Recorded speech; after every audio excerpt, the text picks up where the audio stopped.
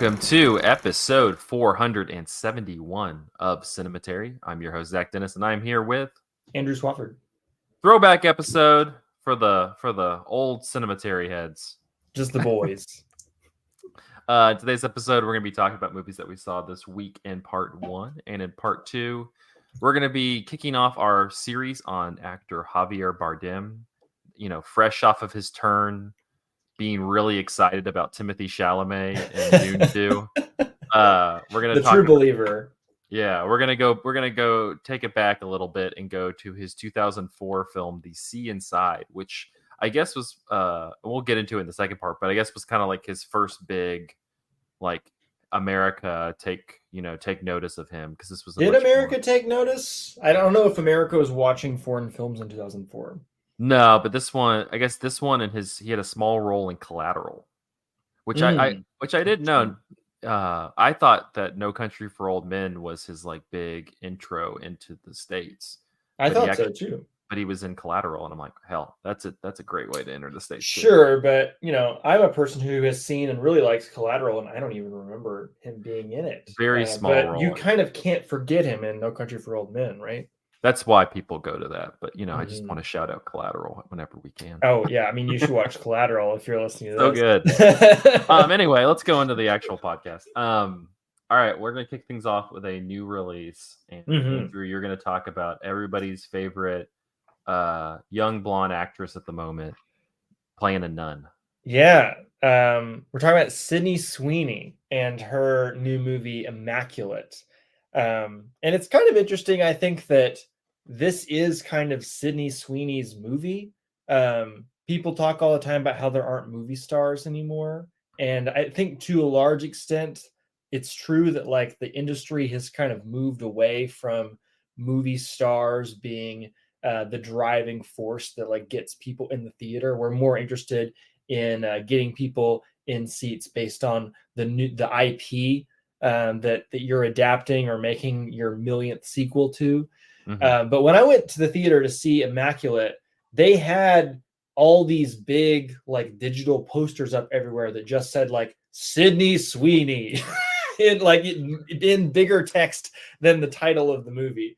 And this is not based on any sort of pre-existing IP. It's just, what if Sydney Sweeney was in a nun movie?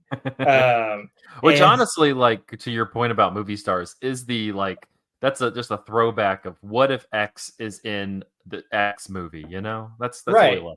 Exactly. So, and it's also kind of surprising that her star power has really exploded what feels like overnight. I know it hasn't actually been overnight because she's been killing it in Euphoria since like 2019. But it really does feel like just the last year or so that she's been kind of like a household name, I would say. Like she just hosted SNL a couple of weeks ago. She's also in Madam Web, that like cursed Marvel movie that she and Dakota Johnson have both been like doing an apology tour for. She was in that rom-com Anyone But You with Glenn Powell, who's like the male equivalent of her in terms of just like ridiculous movie star like sex appeal. I'm not even gonna lie, I love me some Glenn Powell. I've heard the movie is bad, but I kind of want to watch it because they're both just so hot. Yeah, like sign me up for any movie that is what if Glenn Powell is in blank movie. Like I'm down for it. Yeah, I will probably watch it at some point. I also want to watch her in the movie Reality, in which she plays reality winner. I've heard mixed things about it, but it's an interesting story, and I like the idea of her playing that part. But the main reason I wanted to go see Immaculate is that it's by a guy named Michael Mohan. I'm not sure if that's how you're supposed to pronounce his last name, but he directed Sydney Sweeney in a really, really good, really, really fun little genre flick 2 years ago, The Voyeurs. Have you seen The Voyeurs? No, I remember you talking about it, though. It's so good. It's like a very pulpy, very knowing, but also very like cine literate erotic thriller. It's kind of like a throwback to the 90s style erotic thriller, but kind of with 2020s level of like, I don't know, willingness to be somewhat sexually explicit. I know that 90s erotic thrillers were also sexually explicit, but I feel like it's doing its own thing. And it's also just like a really well shot, thoughtful movie about the act of voyeurism and kind of doing these Hitchcockian things about cinema as a voyeuristic art form. And it felt like the cinematography was so often communicating the ideas of the movie. And it just like, it seemed like it was helmed by somebody who really knew what they were doing. And, the trailer for Immaculate makes it seem like it's this very, back to basics, straightforward, thrilling horror story with like a great lead performance at its center. And I am sad to report that it is not that, unfortunately. Okay. It's mostly, it's written by a different person for one, and I think that that's kind of one of the key problems with it is that it just doesn't have that compelling of a story to it. It has a great concept, but it does not really develop that concept into drama, I would say. The concept is that Sydney Sweeney is playing a nun. She's traveled to this European convent, and it's an Italian convent, I believe. It's meant to kind of, I think, evoke the dynamic at the center of Suspiria, where you have what's her name? Samantha Harper, Stephanie Harper. What is the lead of Suspiria's name? I'll look it up. I forget. Jessica Harper, I think is her name. She's like a ballerina, American ballerina, going to Italy to study in this, big, grand, sophisticated, aristocratic feeling ballet school. But there's, some mysterious things happening, and there might be some witches and treachery afoot. In this, she comes in a to Catholic church. No. So here we're going to a nunnery, a convent, and there's some treachery afoot. She finds herself pregnant after being there for a very short time, despite the fact that she is a virgin. So we have the titular Immaculate Conception, but played for horror, which I think is just such a good idea. Such a good idea to have a nun, unwillingly have to experience Immaculate Conception, and all of the ways in which you can explore the body and people's, or like women's loss of agency when it comes to pregnancy and all that stuff. This movie is also very much calling back to Rosemary's Baby and movies like that. So it's got, again, such a good idea, but there is just really no story here. There are all these tertiary characters. None of them really get developed. You see most of them in like one or two scenes, and almost every scene of this movie is trying to scare you. And ordinarily, that's great. That's what I go to a horror movie for. I want it to try to scare me. I don't need it to like just be about trauma the whole time, right? It needs to be kind of like a thrilling experience. I need to experience like the affect of it. But man, when movies are just really like manipulative and just trying to reach for like the lowest hanging fruit of like, oh, there's someone behind you, boo, all the time, like every single scene, it doesn't really have the same impact.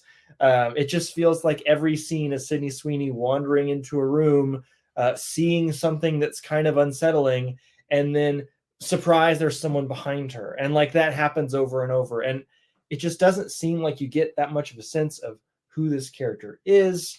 None of her relationships really develop. A lot of people die like shortly after their character gets introduced.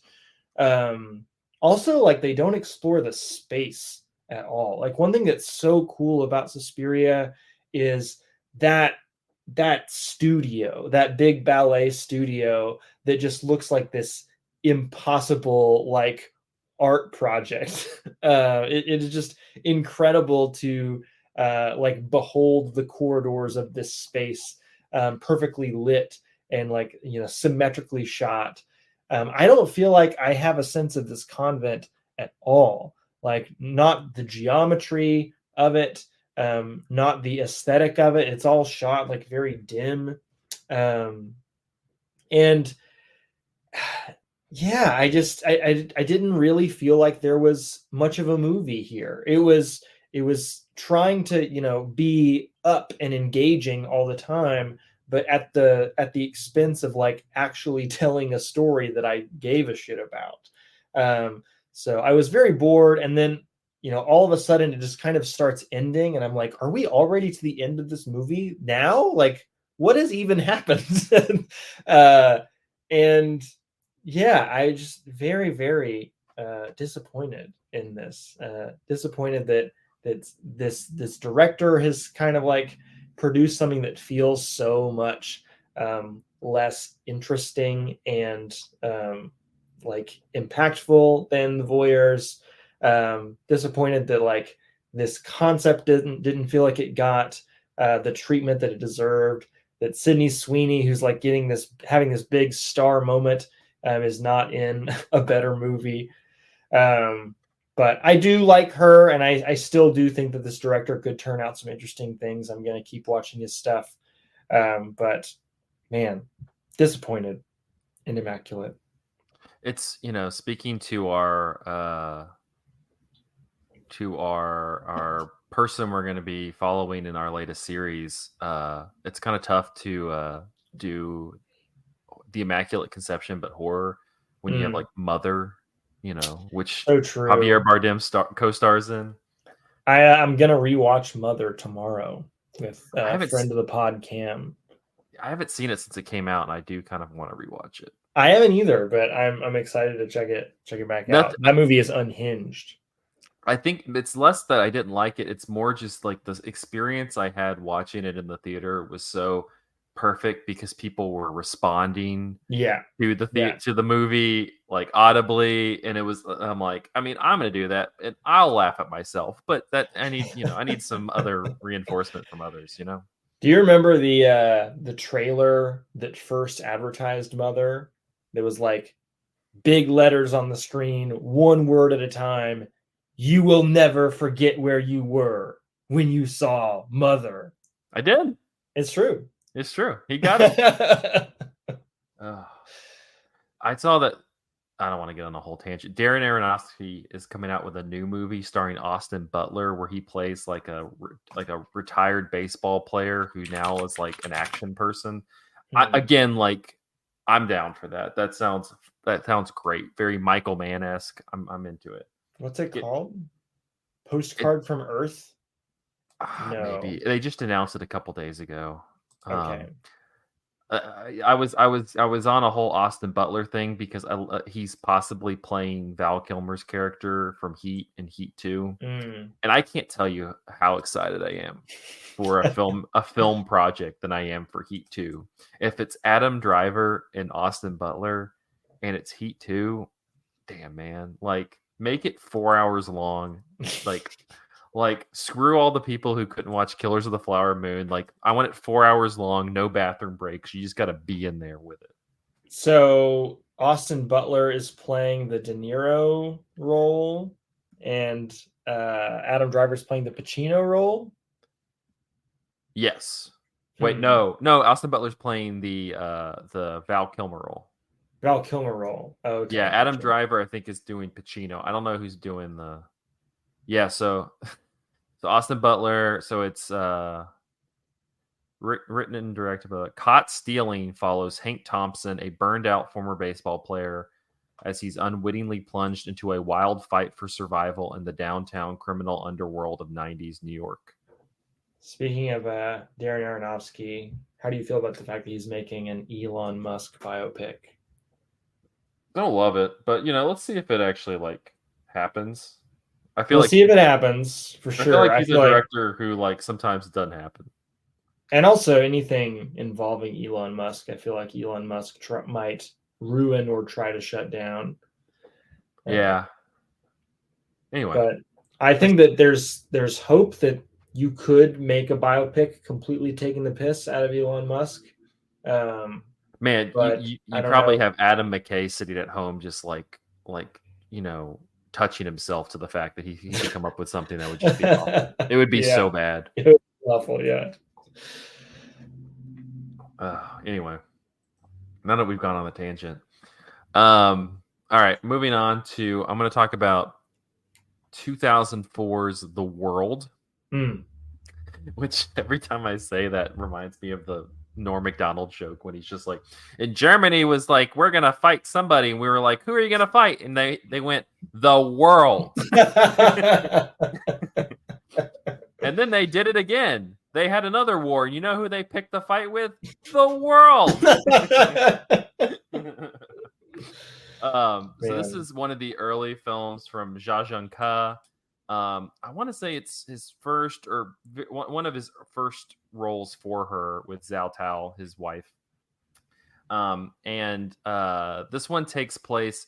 It's a cool concept. That's what kind of got me to watch it. Is she plays like a dancer who, I assume this is a real place in Beijing, but it's called World Park. And I like that the Letterboxd description, which calls it a bizarre cross-pollination of Las Vegas and Epcot Center, which is an apt like way to describe it. Like Zhao Tao, I forgot which country she's doing a dance from at the beginning, but like at some point she's doing like a more Japanese style dance. At one point she's doing like a more Indian style dance. Like she's like doing, they have this like central performance with like all of these, as you can imagine, like these really extravagant lights and effects and all this stuff that she like is a part of. But then you like walk around the park and there's like a smaller version of like the Eiffel Tower, of like London Bridge, of Big Ben. At one point, so this is 2004. At one point, they have this like little small mini Manhattan with the twin towers, and the guy's just like, "Look, on September 11th, America lost their twin towers. We still have ours," or something along those lines. Which you're just like, what a chaotic line to say. like it was like just a deeply chaotic line. And so you have her, she's one of the many characters that you're kind of following in this movie, all taking place in like this like bizarro like Disney World Epcot Center Las Vegas thing. Like it's this kind of this bizarre space that they're living in. And mostly you follow her and her boyfriend, who is a security guard. You have a number of other people who you're kind of following along with. You follow her security guard boyfriend, follows on a long line of Jia Zhangke movies with Zhao Tao, where she just has a shitty boyfriend and probably needs to break up with him. But yeah, I don't know. I've been on a Jia Zhangke kick. When I watched All of Us Strangers, they had a couple Pet Shop Boys songs in it. Mm-hmm. And then I was listening to Pet Shop Boys, and then I was remembering Go West, and then I was like, I need to rewatch Mountains Made Apart. Side note, it still slaps. Absolutely. And you get teary-eyed whenever you're watching her dance at the end. It's wonderful. Really, any Jia Zhangke movie where Zhao Tao is dancing is a plus movie. Like, just a great movie.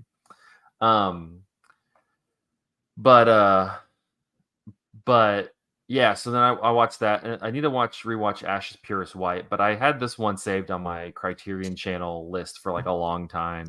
I feel like if you're going through a bunch of them, you should save Ashes Purest White for last, because it's kind of quoting so many things from his earlier movies. It feels like it would have more resonance if they were a little bit more fresh. Yeah, and I want to rewatch Touch of Sin. I've watched it, but it didn't really sync with me that much, so I need to rewatch that one. But anyway, this one I saw one Letterboxd review that talks about it. It's less like like you watch like Mountains Made Apart, which is like in Ash as Pure as White, and those are like ostensibly political movies, like speaking Mhm. to the growth of China at this period of time. And this movie is as well.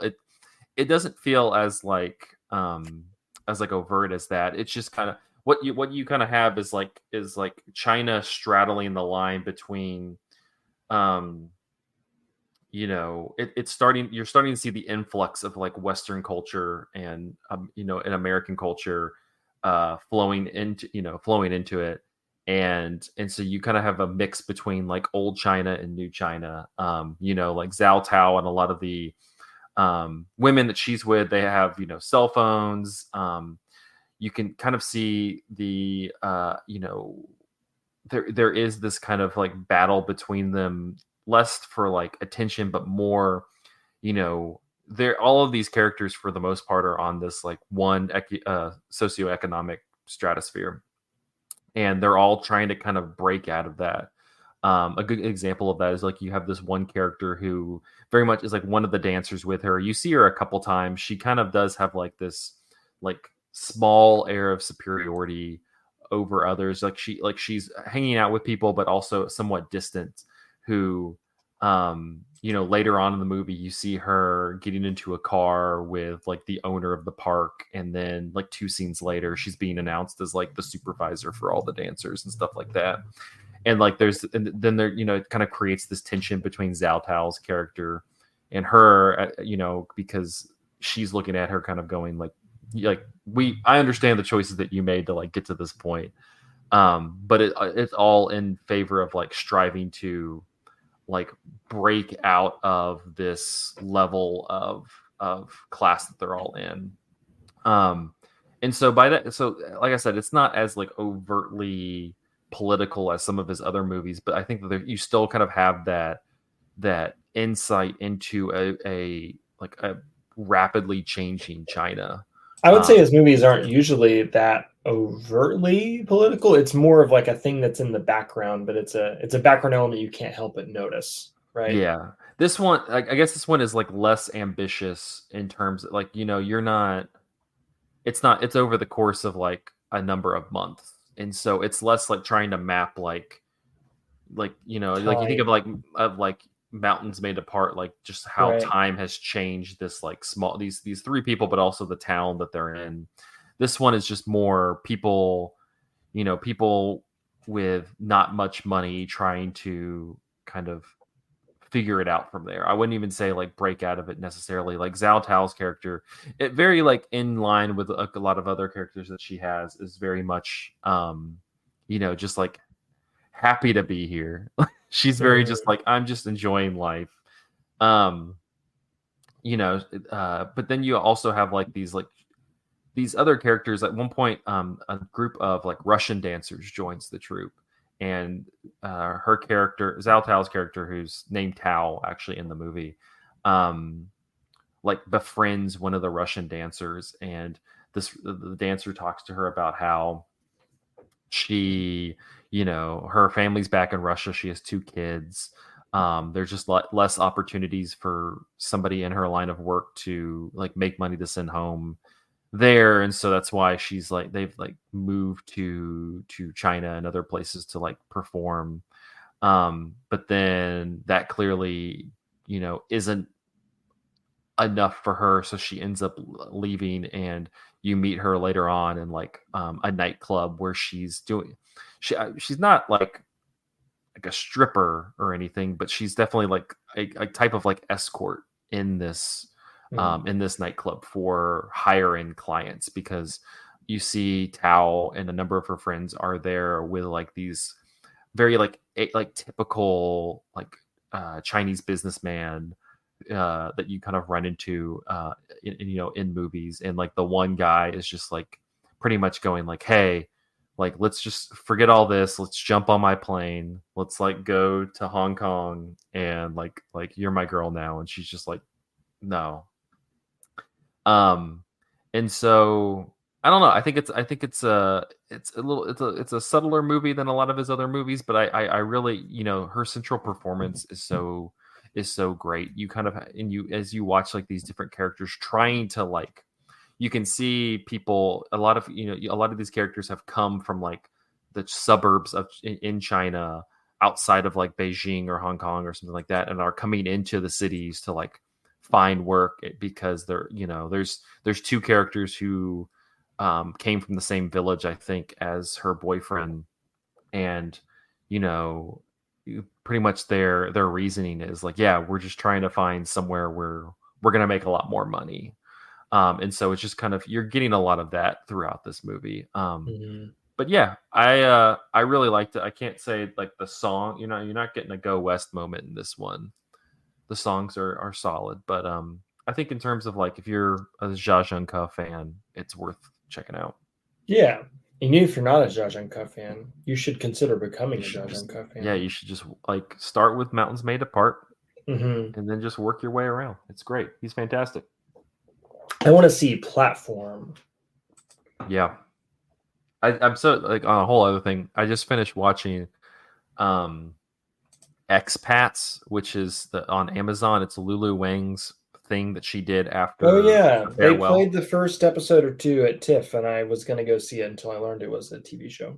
Yeah, not a great show. Not good. Um but it's so like, it's set in Hong Kong, and it's, and like, not that Lulu Wang does a bad job or anything. Like, she shoots it pretty well, but like, there's just so much, there's such a different energy and a different like understanding of like the city, and like from like Zhazhenka or Wong Kar Wai. Mhm. It feels very much like an Amazon production. Yeah. So that was one thing I was thinking about. I was just like, man, this is so much better than that boring show. That Nicole Kidman, I don't know. Not I love you, Nicole, but not your best work. I feel like I saw a trailer for something else with Nicole Kidman that looked horrid. Uh, Yeah, Hold on, let me see what I she think, got coming up. yeah, she I blame it more Oh on well, the the script. new Aquaman that looks really bad. Yeah, man, she's getting a check there. I don't blame her on that. Yeah, get your bank. It's fine. Yeah, no, it's not. I blame it more on the script. It needs a lot of work. Anyway, this isn't a TV, or at least a bad TV discussion here. We The only talk about World. good TV on Cinematary. Yeah, The World. It's on Criterion Channel. Check it out. Good one. The last movie I'm going to talk about, because it somewhat plays into our next movie, is Problemista, which comes from Julio Torres, who I'm not super familiar with. I didn't Isn't it a realize debut? it is. But he did he did the show on HBO that I've seen like on HBO but have not watched, called Los Espookies, that I've heard is pretty good. And then he also was a writer, was or still is, writer on SNL. And Hmm. his most famous sketch that he wrote was the papyrus sketch for Ryan Gosling. If you're familiar with that one, where Ryan I Gosling, think I have seen it, but I it's the one forgot. where he becomes obsessed with the font from Avatar. Oh yes, yes, Yeah. yes. But yeah, so this is his debut feature. He wrote and directed it. It's produced by Emma Stone, among others.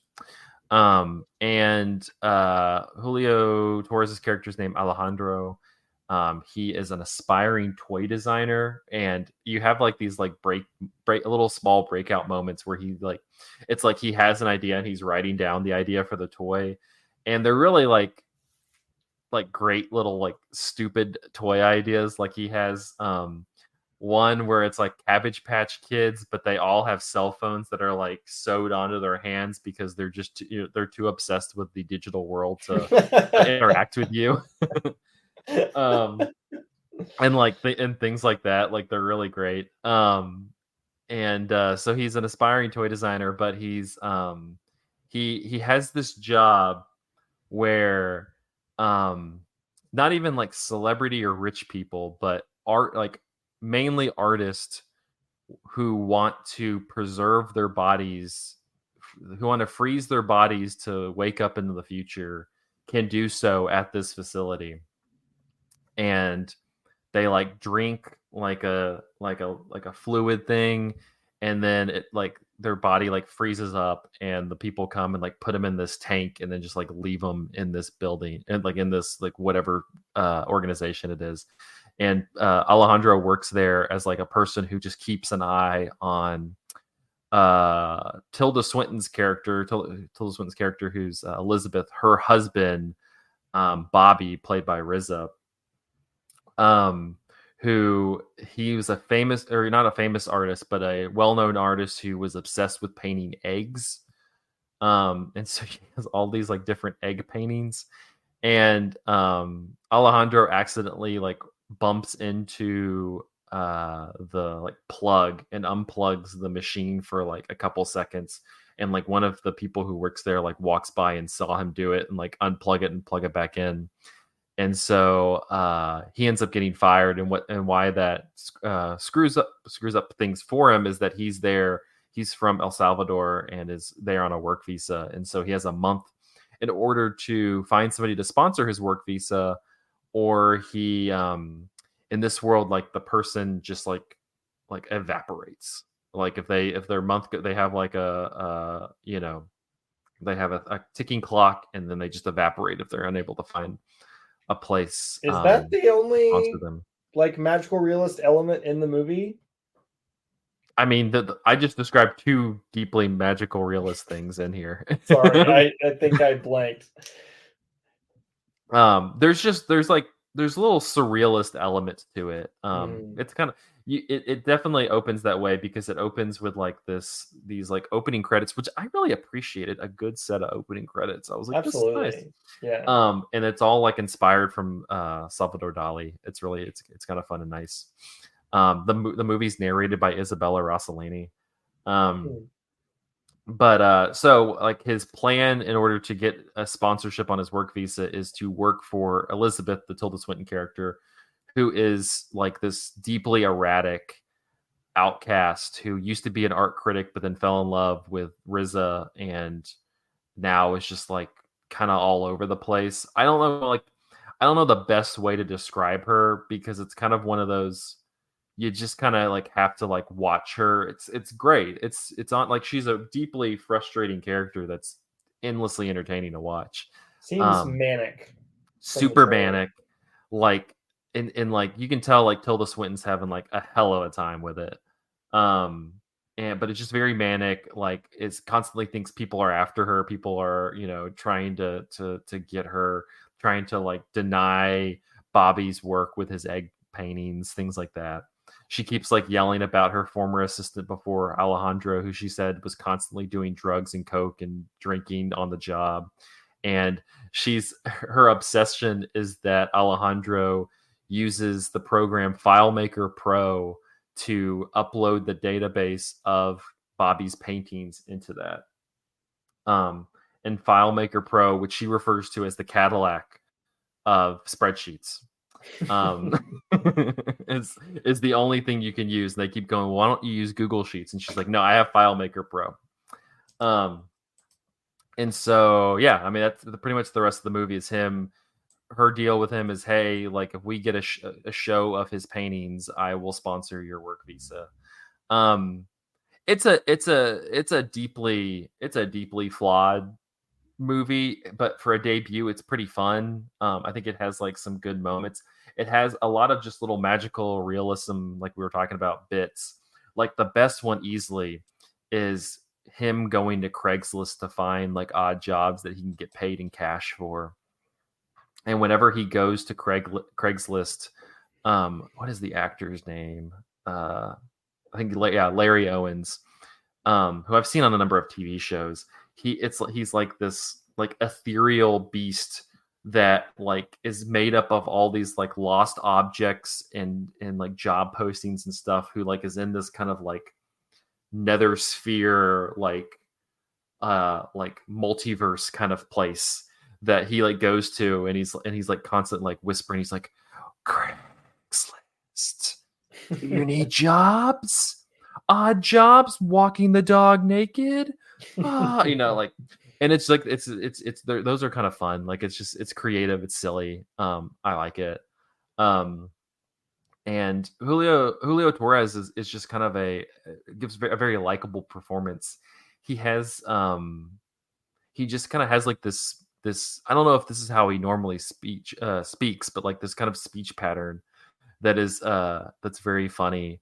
Um and I think that like you can tell I think he does a good job of putting a lot of energy into it, and never feels like it's too much. Like he's doing a lot of different things, really trying to kind of make something different, but it's not like overloaded with a lot of ideas. It's not overloaded with like trying to like um just impress you.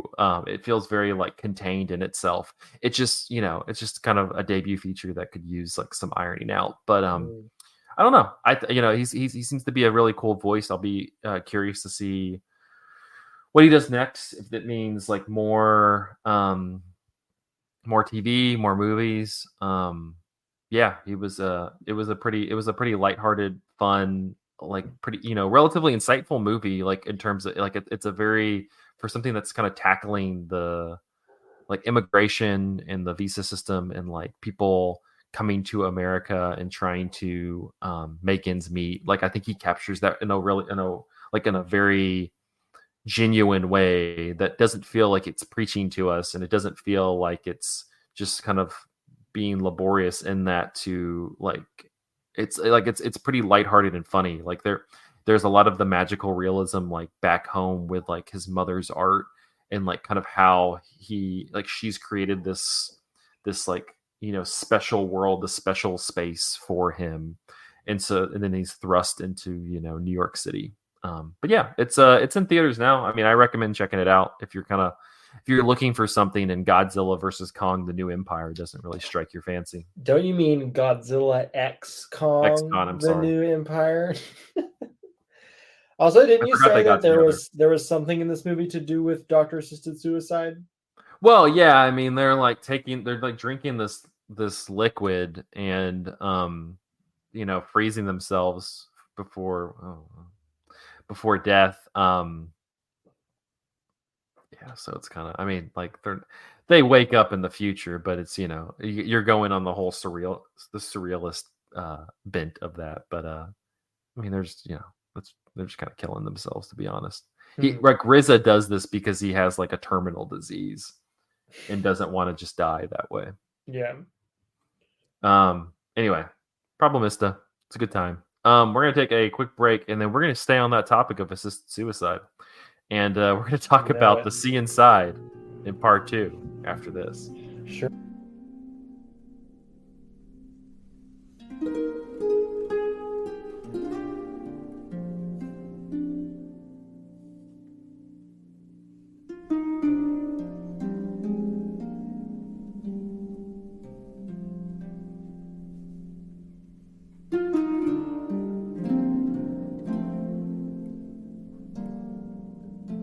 And we're back with part 2 of episode 471 of Cinematary. In this part, we're going to be kicking off our Javier Bardem series with 2004's The Sea Inside. Written and directed by Alejandro Amenabar. The film stars Javier Bardem, Belen Rueda, Lolo Duenas, Mabel Rivera, and Celso Bugalo. Ramon San Pedro is a Spanish ship mechanic and part-time poet who has left a quadriplegic after a diving accident. This film tells the true story of San Pedro's 30-year battle for the legal right to end his own life. He develops close relationships with his long-term lawyer, Julia, and his friend Rosa, who tries to convince him that his life is worth living. Despite his situation, Ramon manages to inspire those around him to live life to the fullest. Somehow. Since the story takes place later in San Pedro's life, with the exception of flashbacks to the accident, taking on the role required Bardem to undergo a startling physically transformation, through the aid of prosthetics. The whole process took Bardem 5 to 6 hours every morning. He told IGN, quote, "I'd go there at 5 o'clock in the morning. I'd start shooting at 11 until 10 p.m. There was only one piece, which was the nose. The rest was like a liquid to age the skin. when I first saw myself. Because you are always concerned about the makeup work, especially when you are going to do a character movie instead of an action movie. I'm playing a character confined to bed, he told the BBC. We actors always say how difficult and physically demanding a role was, and give me a break, it's only a movie. I guess the only difficult thing was relaxing and trying to think of yourself, as Ramon said, as a living head in a dead body. So you put your whole intention in the voice or in the eyes. The rest doesn't exist. It's a work of concentration more than anything. Great answer for actors. Amenabar, the director on San Pedro's fame in Spain. We all knew him from the television and his public battle with the Spanish courts to end his life. And when he finally died in 1998, he became hugely famous. But I never thought I could make a movie about his life. I just got his poetry book to see how he wrote, which impressed me. Such a philosopher. Then I found out about San Pedro's life, about his relatives, and how all of these women fell in love with him. Began to realize how incredible he was and that his story could make a brilliant movie. Bardem said it was tough to leave the character behind, telling the BBC, "Not really, but it's not so bad that you want to. When you play Ramon San Pedro, you don't want to put that person away. You want to live with that guy as long as you can, because that guy is telling you some things that are going to make you grow. Not as an actor. I don't want to live with that guy personally." Not as an actor, but as a person. That guy is putting you in a place where you're having to face things you don't normally want to face, like death, love, and truly a sense of love. Are we able to love without possessing? That's the question, I guess, in this movie. Bardem told the BBC in 2004 that he would be open to making more movies in America. Quote, I don't really care where movies come from as long as they're worth making. There are so many movies and it's a waste of time and a waste of money. Basically, movies are made with what it costs. It costs the external debt of all Africa. So sometimes you go fuck it. So sometimes you go fuck it. Is this worth it? And they're not. It's what they call entertainment, but I'm not entertained by those movies. I'm bored. This is said by the recent star of Lyle Lyle Crocodile from 2003. Man, I'm so looking forward to all the Javier Bardem interview quotes throughout the series. I didn't know he was such a wild interview. Yeah, I'm like, hell yeah. Like I was the BBC interview he did. That's the one that came from. I'm just like, this guy is just a fun time. Yeah. The New York Times, 2004, as the camera restlessly circles the sky and the ocean, taking in the radiance of northern Spain, the sea inside, the story of a quadriplegic activist fighting for the right to die, struggles to transcend the disease of the weak genre to which it belongs. Yet there is no escaping the fact that the true story of Ramon San Pedro, a former ship's mechanic seeking a final exit after 3 decades of agonizing immobility, is defined by its themes. To its credit, the movie avoids becoming a formulaic dialogue that pits religion and secular cheerleaders against one another in pre-digested arguments. Even so, the characters, some of them composites, often feel like schematic formulations intended to balance the story. And the deepest philosophical questions posed by euthanasia are only glancingly addressed, most often in Ramon's bitterly ironic remarks. The film fails to convey the claustrophobic terror experienced by a man who called his book Letters from Hell. And Roger Ebert in 2004 said, what we see in the sea inside is fiction based on the final months. His lawyer, Julia, is herself suffering from a degenerative disease, and he feels that will make her more sympathetic to his cause. They fall in love with each other. The local woman, Rosa, certainly loves him. His family loves him and doesn't complain about the burden. His brother, in fact, is adamantly opposed to euthanasia. Ramon waits in his bed, smiles, is charming, and figures out how this thing can be made to happen. Bardem and Alejandro Amenabar, the film's director, are adamant that they do not believe everyone in Ramon's position should die. This is simply the story of one man. Yes, and on those terms, I accept it. It was moved by the humanity and logic of the character. On that note, let's talk a little bit about the sea inside. I don't agree with any of those reviews, to be honest. I found this to be a bore. Yeah, it is so dull. I found Ramon to be a big ol' asshole. Absolutely. Who sits there on his little throne and just completely sends like these really smug, pseudo philosophical remarks to all these people who like have to listen, Yeah. and it's just like, He emphasizes that, like, what are you gonna do to me? Are you gonna, like, yeah, you're tie gonna me kill to the me. bed more? Yeah. So he can just be as much of a jerk as he wants. And that's Yeah, mostly what the movie is. I don't really understand why everyone is like has their desire to live just renewed by being around this guy. Is it just that they have to convince him not to want to kill themselves so much that they themselves convince themselves to enjoy life? Because his presence is not, it's not really pleasant. but the director's right though. Like, he's super unpleasant, but man, that guy is just swimming in babes. Like, just Yeah, women just falling over themselves for this man absolutely. who like each time he meets them for the first time is just a grade A asshole to them. And then And they're like, even in his backstory, he says, there's this woman, she was the love of my life. And she said something I ridiculous told her about to wanting to fuck marry off. me. And I told her to go home and rethink your life. Yeah, it's I don't know. Like so like you kind of go into this movie and it does very much like have um like a like the music swells, like you're Mhm. just like you're supposed to like really just be swept away by his whatever, and Now he's you know, shot to the sea, yeah, he has this like beautiful like window outlook towards like the mountains in northern Spain.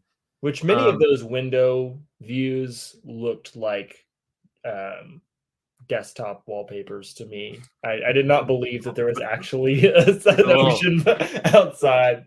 the little windows thing's gonna be bopping around as like a Yeah, yeah. screensaver. um yeah, it's and so then and it's just kind of like, initially I was just like, all right, this guy's a little terse, this little rough around the edges. But Mhm. then this movie is what, 2 hours long? It's over 2 hours long. Yeah, and 2 hours and 5 minutes so long. after like 30 to 45 to an hour into this, you just get tired of them. Like, Yeah. because every scene is somebody walking in there and him giving them this like philosophical diatribe and just being an asshole, and and like, I feel bad because you have like his sister-in-law is like busting her ass to take care of this guy, and Mhm. and then his nephew, like, you can tell, like, really like, moved by him, like, looks up to him, and he's a jerk But to his him. relationship is just Javier Bardem bosses me around. Yeah. He just His does what I dad say. his dad's a sad old man who just kind of sits there going like, and Yeah. then his brother's yelling at him. I don't. It's just a bad time. Yeah. A lot of the time, and like, I think you're supposed to feel sympathetic for him because of his condition, and after a while I didn't. And after a while I was like, let this man do what he wants to do because I'm tired of it. Yeah, like you said, every scene does feel really repetitive, and like it always starts with somebody trying to connect with him or like tell them how much they love him or convince him to live or whatever. And he always finds a way to make them feel like an asshole. He like Yeah. takes something that they say and he like twists it around or like Yeah. sets them up to say something that you could Fucking kind hate of those see people. as offensive in some way if you squint at it. And they end up, running out of the room crying because he's just such a jerk. Yeah. And you're stuck in a room like there's because he can't move and the story doesn't really have anywhere else to go. Like all this movie is just one scene after another of that. And yeah, it's really tiresome. I agree. Yeah. I was bored 15 minutes in.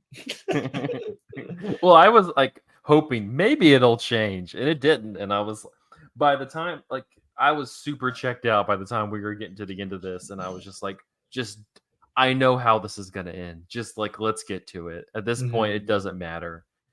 Um, yeah, it is very formulaic. Like, every scene is somebody coming in, him picking a fight with him. Yeah. and them leaving either sad or angry, and like, unless it's one of the two hot women he's bringing in, and But those then scenes are all the same too, in that like they say something that kind of suggests that they're interested in him or vice versa, Mhm. and then like they almost kiss, and then he's like, so will you help me kill myself?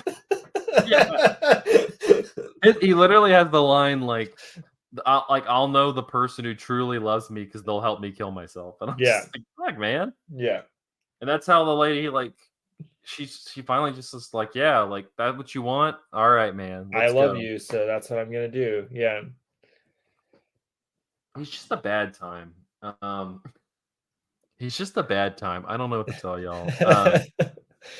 There are a Uh, couple of scenes that kind of break from the monotony of the movie. Like there's a scene where he has a dream that he gets up and walks around and then flies outside, and you just have like this really like high speed drone footage. They're probably not drone footage. This probably predates drone cameras. that was real strong, like Windows screensaver energy. Also, Yeah, it looks really cheap and unconvincing, for sure. There's also the scene, probably my favorite scene of the movie, is when that priest who goes on TV to talk oh about yeah, how he really just wants to kill himself because his family hasn't been loving enough to him. yeah. The priest comes over and is also a quadriplegic, so he's in a wheelchair, and they can't get the wheelchair up the stairs to see Javier Bardem, which I also wonder, like, why is he upstairs? Yeah, like, why did you put him? Which you asked that, and then you spend 10 minutes with him, and you're like, I get it. I don't want him to leave that room. Like, just leave him there. But because the guy can't go up there, he like sends a little assistant up to like send a message, and then they end up having a debate back and forth with the assistant just running back and forth up and down the stairs. That is pretty good, yeah. And then culminates with them just deciding, oh, I can actually hear you from where I'm sitting, so why don't we just yell at each Shout. other across from the house. Yeah. The scene where they show him actually like suffering the injury is also like not really interesting. It's a different thing. So like I was reading when I was reading the interviews for notes. They actually like shot that in like that's an actual part of like a beach that they shot that scene in. Cool. But it's a very jarring scene because he just he just like goes going in and jumps in the water and like, goes to the bottom, just whack, just hits his head, and then like, like is immobile and like floats to the top. Which you But see again after he actually kills himself. mhm. I'm not totally sure what I'm supposed to feel while looking at those two things juxtaposed with one another. Do you Well, think that the director wants you to feel like happy or satisfied after this guy dies? I was personally because he was I was, but yeah, I don't know. I don't really know what I'm supposed to feel. Yeah, because like so like the last scene, I'll spoil it because you don't need to watch it, listeners. He like takes like it was a powder, like they put the powder in like the water and he drinks the water, which is also, no offense, but like really funny because he has like a straw and he's like sitting there like sucking the straw, and that kills him. And I'm like, I don't know, the straws What are else is he funny. supposed to do? He Straws doesn't are have funny. a hand. Straws are funny. I'm like, why does he it would have been better if it was like a bendy straw. Or like one of the ones with like a spiral in it. Yeah, and he's just like licking. He's like, and it is going in the loops, and then he dies. Man, this is a real guy we're talking about right now. Not him, like the Javier. I'm gonna preface the Javier Bardem character. I'm sure this guy was probably way nicer. I believe it. There's a picture on Wikipedia of a statue, and he's like smiling. Yeah, he was probably a nice dude. For whatever reason, they just decided to make him a grade A asshole, which makes sense because he's like talking about less like adapting his life story, but also like his poetry. And so maybe it's just an adaptation of his poetry that this guy just didn't understand. I wonder if the poems read in the movie are actual poems by the guy, because some of them Probably. I did not like. I kind of liked the last one, but um, Yeah. yeah. But no, the last scene is so he drinks the water with the cyanide that kills him, and you watch him you watch him die, and then it cuts to yeah, it's the scene again. But he had talked before in the movie about how like he was sitting there in the water, drowning practically, and like he was just kind of hoping he would drown, and then his brother pulls him out, which saves him. Mm-hmm. So I don't know what I'm supposed to feel. Yeah, I mean, I think on a theoretical, philosophical, legal level, I think I agree that like people should have the ability to end their own life with Mhm. the assistance of a doctor. It's not something that I can get too enthusiastic about. It's not something I can No. imagine myself like going to public protests for or anything like that. Um, the movie does in a way that I think I appreciate like dwell a whole lot on the way in which people who love the suicidal person are affected by a suicidal ideation. Yeah. Like um, you really get the sense that nobody in his life wants him to do this. Like No. the scenes with his father, I think, are maybe the most heartbreaking. There's a scene where his father says, like, the only thing worse than having a son die is having a son Like, wish, or losing a son is, I forget the actual well, yeah, language of it, the but crux of it is like having a son who like wants to kill himself, pretty much. exactly, Yeah.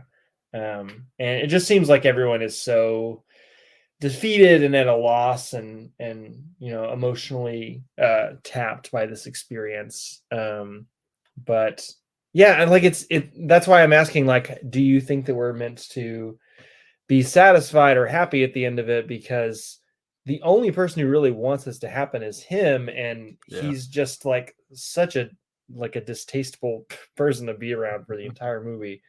um Yeah. I I wish we got a little bit more variety other than just him sitting in the bed, to be honest. Like I wish there was a little I like wish we honest got more courtroom stuff. yeah, like more courtroom stuff, more like even like some more of like him prior to the accident. Like I Hmm. think the movie could have just used some variety other than like we said, like just repetitive scenes of people coming into the room and him, belittling them with some point that he has, and then them Hmm. leaving in anger or sadness. It's like we just needed to mix up the rotation a little bit, and it does a little bit, like we talk about the dream sequences and things like that, but like for the most part it's that. And like, Hmm. yeah, to your point, I'm much more sympathetic to like a lot of the side characters. Like his sister-in-law is like a really interesting character, as somebody who Hmm. like, yeah, she disagrees, but like has been somebody who has been standing with him this entire time. Like his brother doesn't have a lot of like speaking scenes, but when he does, like whenever he's like getting really angry at him, it's because he talks so little. It's Yeah, impactful. that guy's um just like bubbling over with anger and disapproval of everyone's like enabling of this guy. yeah, and even just more of a journey into somebody, because like you have the one woman who you meet at the beginning who like works for the organization that's like kind of helping him Hmm. along, Hmm. and you get and like she has a whole thing where she's like involved in the process, but then like she marries the like paralegal and like has this whole other thing that kind of like has a kid, like has Hmm. this whole other life that happens at the same time. But I wish we got more, especially you get a little bit more of the interiority of the lawyer who he's with, but less so Rosa, who like is the woman who like eventually like Hmm. is like, I love you, I will help you do this. Um, she's very like sequestered to. I've had like I'm just kind of like she just kind of seems like a I'm kind of obsessed with you. Yeah. She only Like exists in montages and in scenes where they're negotiating their relationship. I don't really feel like I know that much about who she is as a person. yeah, she doesn't. She's not really given much. She's not given much to be, other than this person who like comes to him a little adrift. He's a jerk to her, and then she Mhm. comes back for whatever reason. And yeah, then she just exists in scenes where they're, he's trying to negotiate with him to live. He's like, he tells her like he gives like some like long line. She's just like, all right, whatever. But yeah, I wish if like it's for a 2 hour and 10 minute movie, like I feel like there could have been more done with the people around him since he Mhm. is just so one note. And I don't really feel like I get much interiority on him either. Like I just hear him have these debates and like petty arguments with people, but Yeah. and I guess there's the scene at the beginning where it establishes this idea that he doesn't think that his life has dignity, Hmm. but it doesn't ever really go deeper than that. I don't feel like there's any sense of like psychological realism in the story. And for a story called The Sea Inside, Hmm. I feel like I'm not getting much of his inside mental experience. Yeah, and I haven't read any like I haven't read his book of poetry or anything like that. But just judging from some of the interviews and reviews, like it's a pretty like there's like an anger there, and like I Mhm. never really get like anger from like it's just kind of like I don't know. He seems like a pretty angry person to me. yeah, but it's like this kind of like know-it-all energy, it's like he's never like angry at the person, he's just like intellectually superior to them, and like Mm, that's what just like I'm like honestly I wish you were just like irrational and angry, but he like is constantly like this intellectually superior like very like I've thought this out, like I've kind of I'm just like I wish you were just like irrational and angry because mm, it's an irrational situation, and like I right. feel like you could be angry to that. Hmm.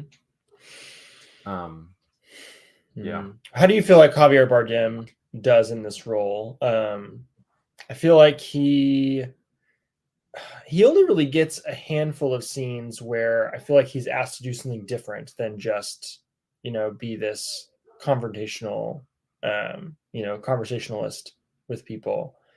Yeah. There's the death scene, obviously. Um, I'm struggling to think of others. I feel like there's another big one. Um, Um, he's good in that one sequence where oh what is it? Where like it's the dream sequence where he flies, and like you kind of have like this moment where he's like kind of left alone finally, and he's just kind of there on his own, and he's stopped like writing, he's not talking to anybody, he's just kind of you get more of like you get more of a moment with like more of his interiority where he's just there, and he can't move, he can't go anywhere else, like he's just there, and like there's nothing else to distract him, and so that's like the moment where he finally like drifts away in his mind and has like this fantasy where he flies and goes to the beach and is there with the lawyer. mhm, um and like it's not like a ultra profound sequence, but it just to me it's like it's finally a moment where he's not lecturing us, it's fine, it's just like it's mhm, more of like what you like what would make more sense for the character because he's just there and he can't do mhm. anything. Yeah, that's for sure. Though I feel like once he's flying, we don't really get Javier Bardem. It's just the camera No, soaring it through just the once landscape, right? yeah, you just got the landscape, but then when he gets like to the like kind of like playing out his fantasy, which even in like his fantasy he's still just like a know-it-all smug asshole, and you're just like damn man. um, he's a know-it-all smug asshole making out with some ladies. Dude's got women falling over him.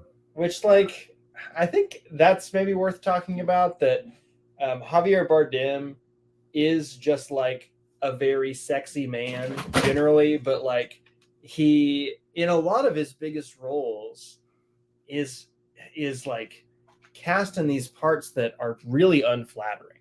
Like Yeah. in No Country for Old Men, he's got the like bowl cut comb over thing going on. Yeah. Very, oh my gosh. Sorry, we're having cat problems over here. Very pale, very gaunt looking. He just generally like is very willing to throw himself into a role where he's just very unappealing character. Yeah. But still surrounded by babes in this one. Trying to think, like he gets to just be like, I'm sexy and like Vicky Cristina Barcelona. Right. He's like part of the romantic fantasy of that movie. Yeah. But yeah, more often than not, you think of, but even like a lot of his like famous American roles, like even like Skyfall, like he's just kind of a gross, Yeah, kind of gross, despicable villain character. And he does have kind of a unique face. He's not like a Peter Lorre type, or his face, just on a very basic level is like off-putting in a way. But it is like kind of chiseled and layered, and I don't know. It feels like he has like wisdom in those wrinkles. He's he's very entertaining in Dune Part 2 when he's just like constantly like Timothy Chalamet will drop something and he's just like there's the Life of Brian scene yeah where he's like, oh, the gourd, no, the shoe. yeah I don't know. His performance in this is fine. It feels very like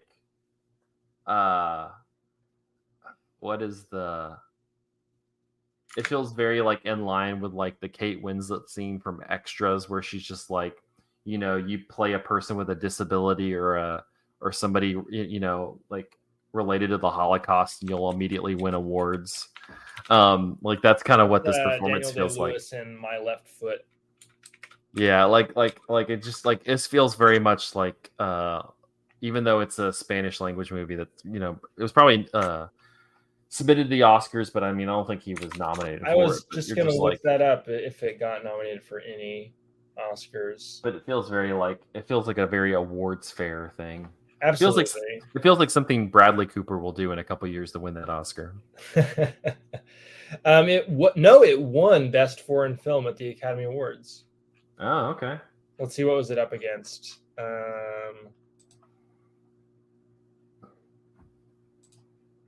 One moment. It was up against... I'll tell you what, The World, which I talked about in part 1, is way better. It was not nominated. As It Is in Heaven from Sweden, The Chorus from France, Downfall from Germany, and Yesterday from South Africa. All I know about Downfall is it has that meme of them telling Hitler 999. Yeah. Anyway. Yeah, this definitely does feel like an awards picture, and is boring in like such a middle of the road way. Like one movie that it reminded me of a little bit was weird that we brought him up in part 1, but Darren Aronofsky's The Whale. It was also about someone who like is kind of physically unable to move a lot or leave their house, and the whole movie kind of has a morbid sense of doom about it. That movie, I think, is fairly distasteful with how it handles its subject matter, but at least it's like interestingly distasteful. This movie is very tasteful, but it's very boring. It's just it's so mediocre. It has no like life or verve or energy to it. We're just sitting in a room watching reverse shot conversations, which is, I think, a bummer, because one of the reasons that I wanted to do this one for the show is it's directed by Alejandro Amenabar, who made an amazing horror movie in 2001, a couple years before this movie came out, called The Others, which is just so like formally confident and interesting. But I guess in a horror movie, you have to be like constantly fluctuating the audience's level of excitement and suspense. And so like there's a lot more like camera trickery that you're going to need to do. In this one, I don't really know what kind of emotion they're going for most of the time, but it's just kind of flatly delivered conversation scenes. Well, I mean, it's simplified, and we talked about like what are we supposed to feel at the end, and I'm like, went away kind of going, I don't know, it just kind of ended, and I was like, okay, Yeah. All right, well, that's the I don't sea know what else to inside. say about it. Yeah, that's the sea inside. It wasn't streaming anywhere. I'm really angry I had to pay money for this, I'll be honest. So true. I had to pay Jeff Bezos to watch this movie. I decided to avoid that, and I gave Tim Cook money. So I picked a different billionaire. Probably a better one. All right. Well, that will wrap up this episode. You can find us on Facebook, facebook.com/Cinematary, on Twitter and Instagram at Cinematary, and on Letterboxd at letterboxd.com/Cinematary, where we talk about we list all the movies that we talked about in this episode. If you would like to support the show, patreon.com/Cinematary, please do. We're coming up on another year of doing this, going to festivals and things like that. So we always appreciate the support. This is our 10th year. It is crazy. So how about you give us money for our 10th year? Yeah, you owe us. We're giving you great takes like, man, that guy in that movie who was a quadriplegic was annoying. He died. You don't get Only that. we're brave enough to say this. Yeah, like Blank Check Podcast ain't gonna do that for you. They're we do that for you. But thank you to our patrons, Cam, Ron Hayes, Tanner Huskins, Teresa Marthathi, and Tyler Chandler. We appreciate your patronage. Next episode, we're going to continue our Javier Bardem series with a much more like widely known movie of his that's and that is Beautiful, which is by Alejandro Gonzalez Inarritu.